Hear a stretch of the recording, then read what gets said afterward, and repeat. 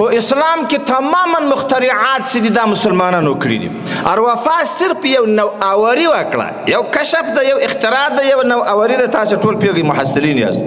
دوستانو داسې نه ده. ابو حیان اسلامي فیزیکدان داسې په هغه وخت کې د فیزیک علم لا پوره نو کشف الشیمي ورته ویل. 3000 تصنیف یې پکې کړي دي په عصري علومو کې، فیزیک کې 400 د کتابي په شکل باندې کتابونه چاپ شوي دي او 600 دي رسالو په شکل کې چاپ شوي دي.